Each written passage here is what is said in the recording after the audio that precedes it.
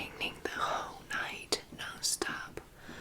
So waking up this early with the rain, it just immediately brought me back to the memory of being stuck inside the house because of snow. So I thought to come up here and continue share about my high school story while I make some tea. There's already tea inside, so I'm just gonna pour hot water.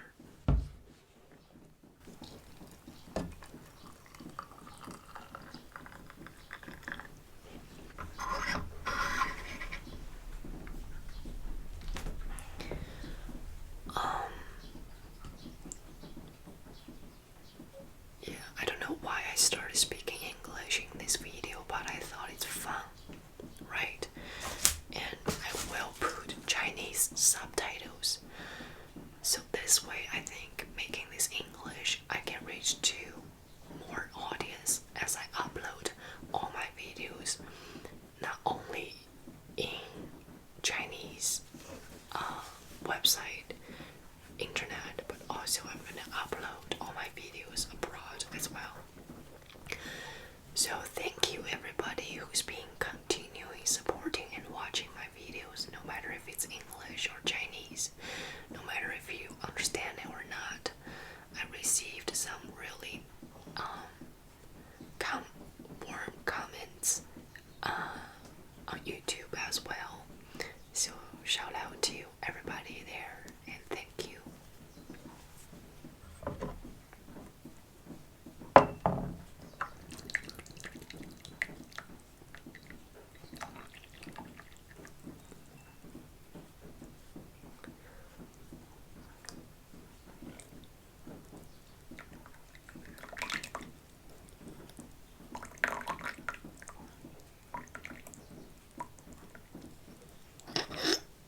I'm not really good with the tea ceremony.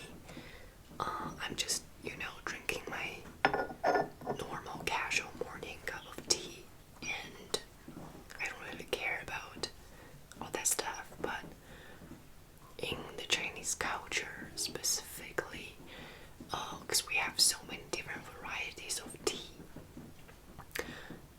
For example, this one I'm making you right now, you can tell, right? It's a little bit orange-ish red. This is red tea, and it's cooked red tea. So we have raw and cooked, and we have green, red, black, white. But the colors are given to the names of the teas. Doesn't mean that the teas, the leaves are those colors.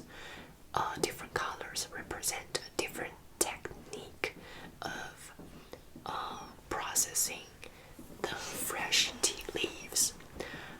But if you're gonna go deeper to how exactly is different kind of tea processed, that I'm not so quite sure.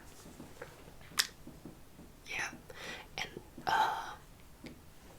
so in the Chinese tea ceremony, according to different techniques of tea processing, the tea ceremony is going to be completely different. For example, they will use different kind of materials of the teapot.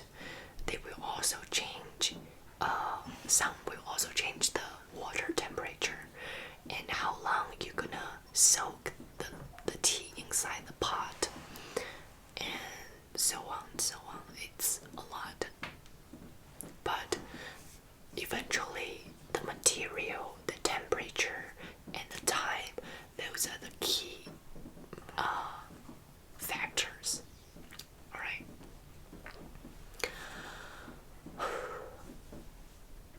Okay, here's yours. I'm just gonna set it here. Even though I suck at roleplay, but here's your tea. Feel free to try it. And I'm gonna have my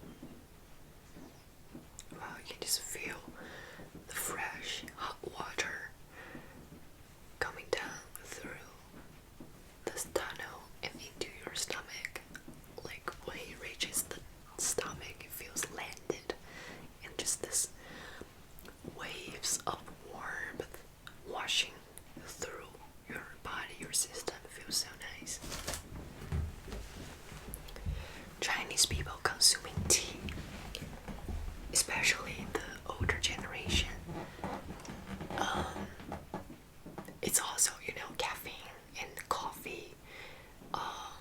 What got you hooked is the same chemical compounds. And yeah,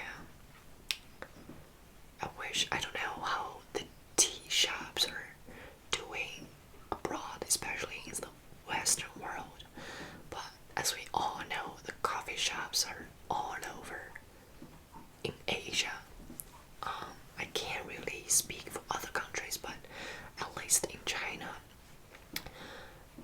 the gourmet coffee shops is a social cultural phenomenon for a couple years now, and people really dig into the coffee world. But tea shop, I think it's growing. It's the next thing as well.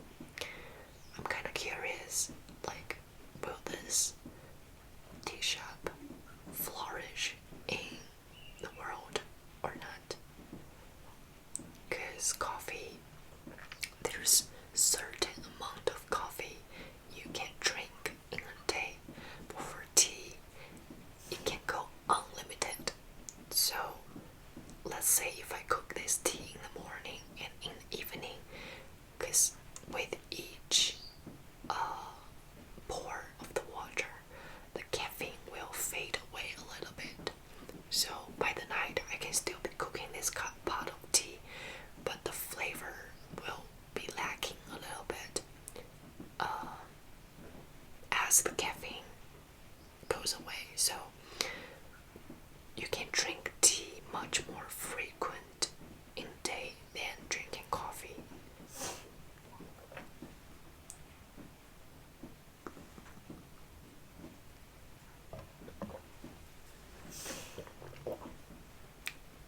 Okay.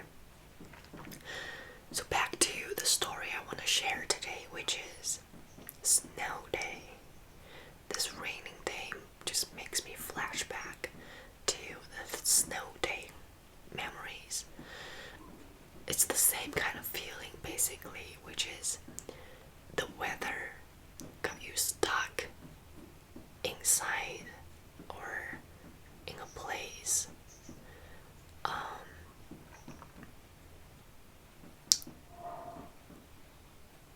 And the town where I went to high school is called Lancaster, and every winter we would have snow days.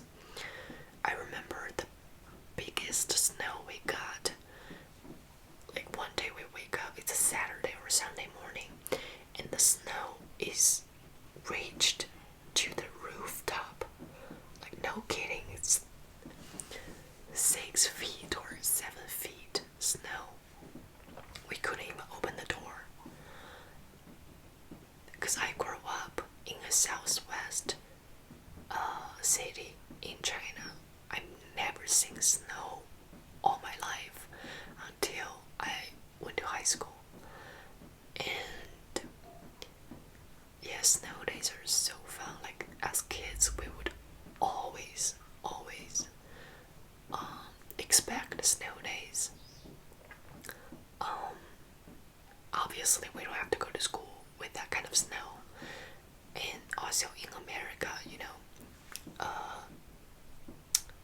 even we go to the same school, different school bus driving from different neighborhoods will take kids to school in the morning and also send them home in the evening. So whether if you go to school or not that day during snow day, first is dependent on the school itself. It will announce is it cancelled or not. Second, you have to kind of expect upon your school district zone. So maybe the school is on, but your school zone, the district, is cancelled. So you also don't have to go to school that day. And also it was my first time knowing that to dissolve the salt on the road,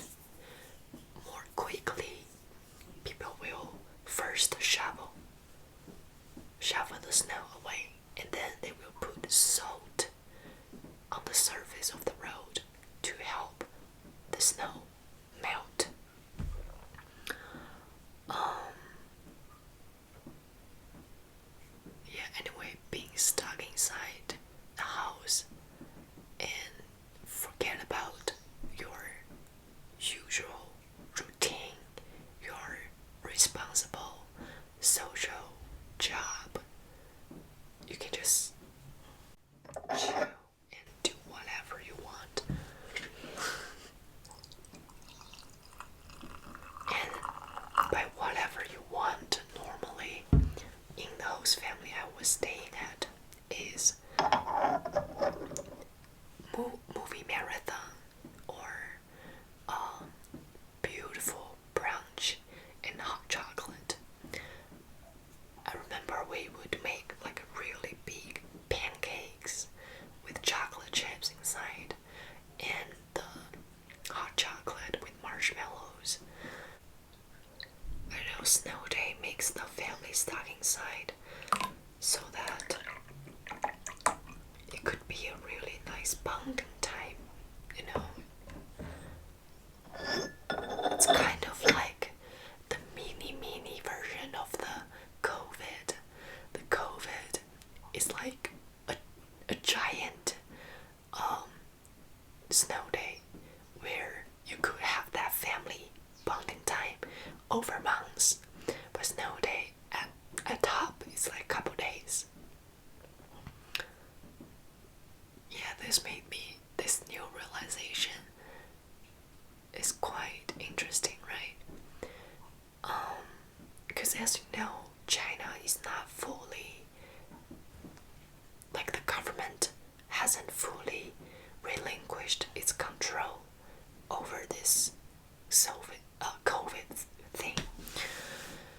So you know, once in a while you can still have like news reporting about there's been some new cases in this city or that city, and then the whole city will have to get tested overnight. Or yeah, it's still very, how do you say, controlled, closely monitored, and yeah. So let me know how's it going in your country, in your region. I really wish to travel. And after the snow, the whole town feels so quiet, clean. Especially when the sun comes out, everything is glistening, you know. The snow is reflecting so much light that the world just becomes much brighter than before. Yeah, I miss pancakes. I wish I could make some pancakes right now to accompany my breakfast tea.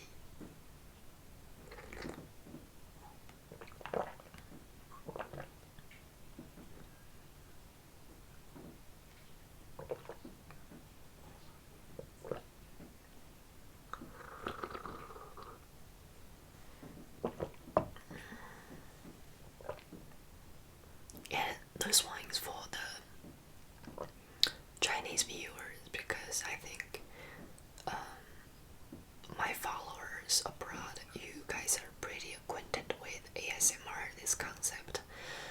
But in China, you know, on some social platforms, ASMR, this word, is banned. Like, if you type this in the research box, nothing would come up. I know this is so stupid because a lot of influencers before they use ASMR to kind of upload some contents that's considered by the Chinese government not inappropriate. So they just banned this whole concept. And that's why it's been so hard for ASMR creators to grow their followers, their influence, and also to promote why exactly this is, I want to just touch on this a little bit with my own understanding and my own experience with ASMR. ASMR is describing a certain kind of tingling sensation you will feel physically, chemically in your body, in your head, while this kind of sound or visual triggers will make you feel that way. It's not that you choose to feel that way, but it's more like a body's automatic response to it. You know, tingling, tingles. And why do people love this kind of tingle sensation is because a lot of people, if you feel anxious, depressed, or pain, a certain body pain or mental pain,